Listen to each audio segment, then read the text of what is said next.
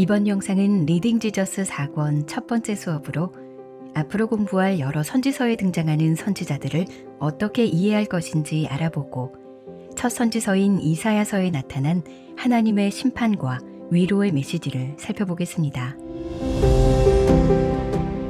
구약 성경에는 많은 선지자들이 등장합니다. 이사야, 예레미야, 에스겔부터 학개, 스가랴, 말라기까지 선지서를 기록한 자들만 해도 16명이고 우리에게 잘 알려진 나단, 엘리야, 엘리사부터 이름이 익숙하지 않은 아히야, 예후, 미가야 등 선지서를 기록하진 않았지만 이스라엘 역사 가운데 활동했던 선지자들도 많이 있습니다.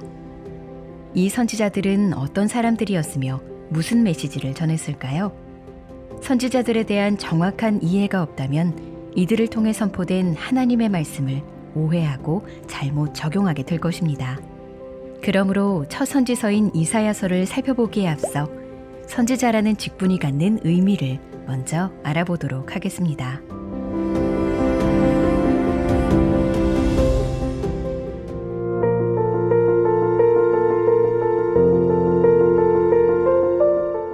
구약의 선지자들을 올바로 이해하려면 먼저 모세가 모든 선지자의 전형이었다는 점을 이해해야 합니다. 후대에 등장하는 모든 선지자들은 모세에 비추어 이해되어야 하기 때문입니다. 모세가 언약의 중보자였던 것처럼 모세 이후의 선지자들도 하나님과 백성 사이에서 언약의 중보자 역할을 했습니다. 모세가 그랬듯 후대의 선지자들도 언약을 깬 백성들에게 반드시 임할 심판을 경고하면서 언약 가운데 있는 하나님의 은혜로 돌아오도록 인도했습니다. 하나님께서는 모세를 통해 말씀하신 것과 같이 후대 선지자들의 입에도 그분의 말씀을 넣어주시고 백성에게 전하게 하셨습니다. 따라서 후대 선지자들과 모세의 권위는 다를 바 없었습니다.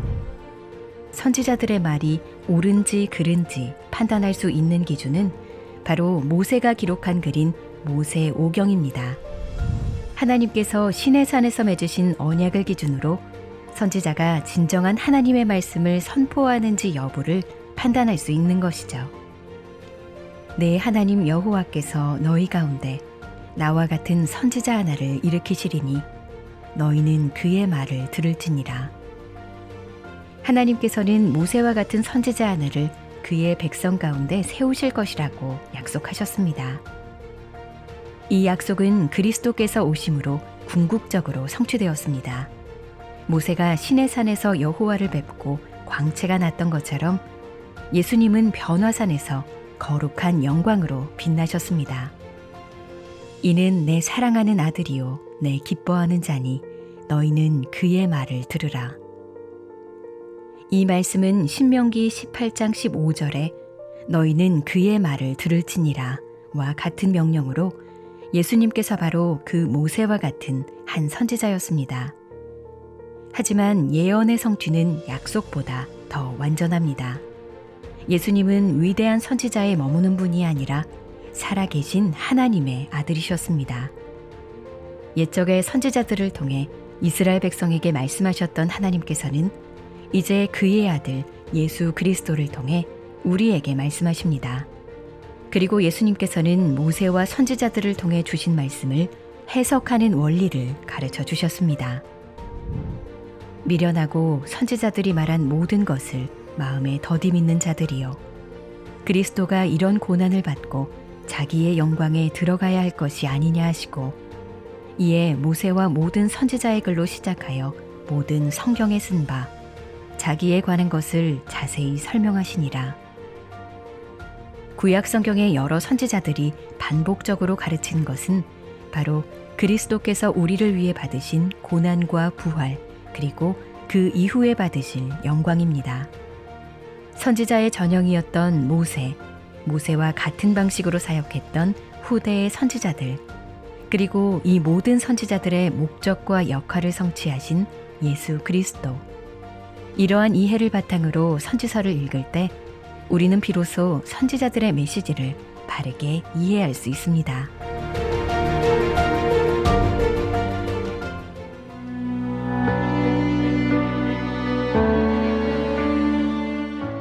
이제 첫 선지서인 이사야서를 함께 살펴보겠습니다.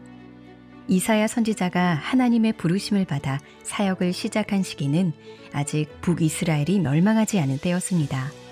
북이스라엘은 이로부터 약 18여년 후 아수르에 의해 멸망하게 되는데, 이 시기에 이사야는 남유다를 향해 하나님의 말씀을 전합니다.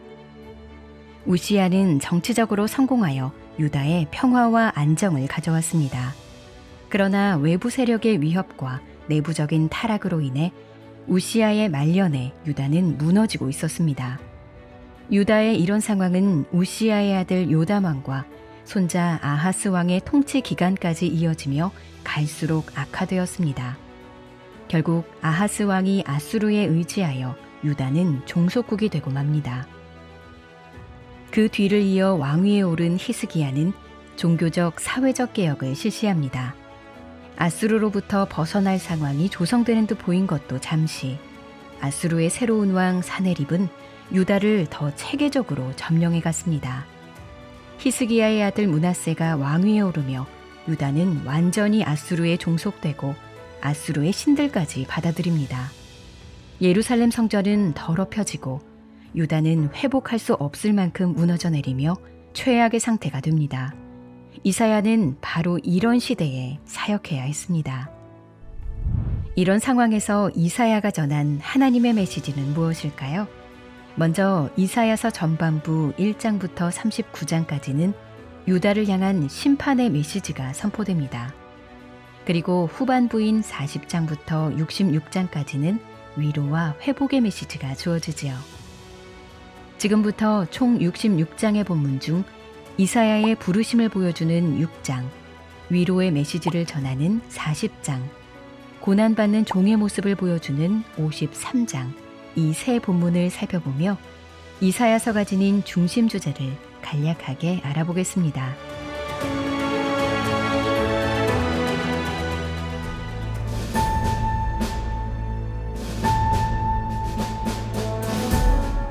본문 6장에서 이사야 선지자는 성전을 방문하던 중 하나님의 부르심을 받고 환상을 봅니다. 이사야는 그 환상 가운데 드러난 세 가지를 보고 감탄하는데, 하나님의 위엄, 거룩하심, 영광이 바로 그것입니다. 거룩하다, 거룩하다, 거룩하다, 만군의 여호와여, 그의 영광이 온 땅에 충만하도다. 거룩하신 하나님을 경험한 이사야는 자신이 스랍들과 함께 찬양을 드릴 자격도 없는 입술이 부정한 죄인임을 깨닫습니다. 그러나 하나님께서 제단의 뜨거운 수치로 이사야를 정결케 해주시자 이사야는 하나님께 자신을 내어놓습니다. 이때 하나님께서 이사야에게 하신 말씀에 귀 기울여 봅시다. 하나님께서는 유다 백성들이 말씀을 들어도 깨닫지 못하고 반응하지 않을 것이라고 하십니다. 이제는 심판만이 남은 것입니다. 하나님께서 오래 참으셨지만 그 진노의 잔이 다 채워져 버렸기 때문입니다. 하지만 하나님께서는 소망의 메시지로 말씀을 마치십니다. 나무가 배임을 당해도 그루터기는 남는 것처럼 백성들이 심판을 당해도 거룩한 씨, 즉 의로운 자들은 살아남게 될 것입니다. 이사야 6장은 이와 같이 심판 속에서도 빛나는 소망의 약속을 보여주며 본서 전체의 메시지를 드러냅니다.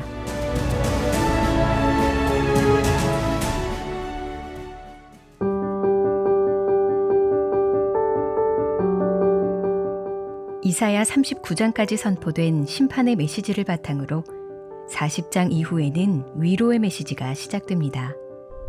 우리가 살펴볼 본문 40장은 너희는 위로하라, 내 백성을 위로하라는 말씀으로 시작합니다. 죄악으로 심판에 처한 백성들이지만 하나님께서는 여전히 내 백성이라 부르시고 돌보시며 깨어진 관계가 회복될 것이라고 말씀하십니다. 백성들은 죄에 상응하는 대가를 치르고 죄 사함을 받을 것입니다. 또한 회복을 주시는 왕의 길을 광야에서 외치는 자의 소리가 예비할 것이고, 여호와의 영광이 나타나면 모든 육체가 그것을 볼 것입니다. 바벨론의 힘이 아무리 강력해 보여도 결국은 시드는 풀과 같고, 오직 하나님의 말씀만이 영원하기 때문에 선지자를 통해 전하신 구원과 회복의 말씀은 반드시 성취될 것입니다. 하나님께서는 버림받은 듯한 상황 속에 있는 백성들에게 그렇지 않다고 말씀하시며 위로와 희망을 전해주십니다. 또한 하나님으로부터 쫓겨났다고 느끼는 자들이나 삶이 기대한 대로 되지 않아 낙담한 자들에게 주 하나님께서 강한 자로 오실 것이라고 선포하십니다. 하나님께서 오신다는 말씀은 하나님께 반역하는 자들에게는 위로가 아닙니다. 하지만 자기 죄를 깨닫고 아픔을 느끼는 자들과 구원받기 원하는 자들에게는 기쁜 소식이 됩니다.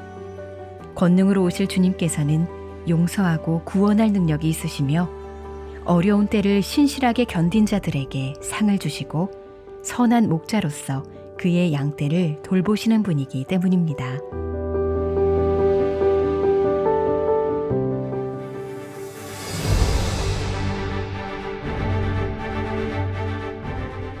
여호와의 영광이 온 세상에 드러나고 여호와의 강한 팔이 승리를 이루실 것이라는 말씀 앞에 우리는 어떻게 그것이 이루어질 것인가? 라는 질문을 하게 됩니다. 이사야 53장은 그 영광과 승리가 많은 사람들이 놀라는 방법으로 성취될 것이라 예언합니다. 바로 고난받는 종을 통해서입니다. 죄와 사망을 이기신 여호와의 승리는 순종하는 종이 우리 대신 고난을 받으심으로 이루어집니다. 이 종은 최종적으로는 높이 들려 존귀하게 되지만 너무도 끔찍한 고난을 받아 심각하게 상처 입습니다. 이 종은 왜 이토록 고난받아야 하는 걸까요? 성경은 그 이유가 바로 우리 때문이라는 것을 밝힙니다. 그가 찔림은 우리의 허물 때문이요 그가 상함은 우리의 죄악 때문이라. 그가 징계를 받음으로 우리는 평화를 누리고 그가 채찍에 맞음으로 우리는 나음을 받았도다. 하나님께서는 그 백성의 모든 죄악을 그 종이 담당하게 하셨습니다.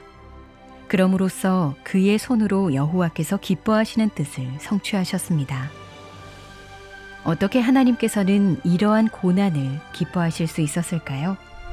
또 그 종은 어떻게 이 고난에 만족할 수 있었을까요? 이 질문의 유일한 답은 바로 부활입니다. 종은 우리의 죄악 때문에 고통당하며 죽었지만 그것이 마지막이 아니었습니다. 그는 부활하여 그의 의로움을 입증했고 그 의로움으로 많은 이들을 의롭게 만들었습니다. 우리는 이사야의 말씀이 어디로 향하는지 잘 알고 있습니다. 바로 그리스도의 고난과 영광입니다.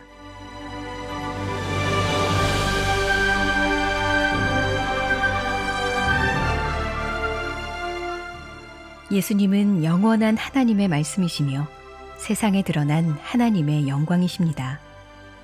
말씀이 육신이 되어 우리 가운데 거하심에 우리가 그의 영광을 보니 아버지의 독생자의 영광이요.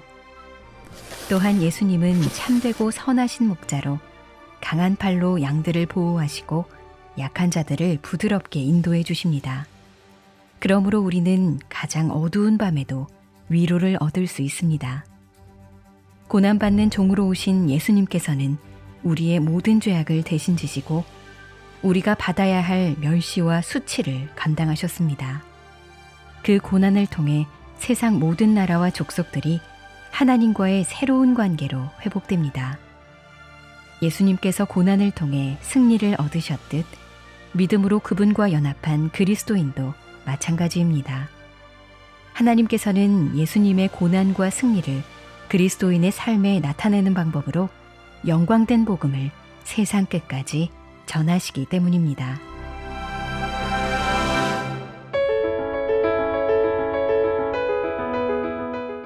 다음 영상은 리딩 지저스 4권의 두 번째 수업으로 예레미야서를 살펴볼 것입니다. 절망적인 상황에서 예레미야가 전하는 소망의 메시지와 하나님께서 새 언약을 통해 베푸시는 주권적인 은혜에 대해 알아보도록 하겠습니다.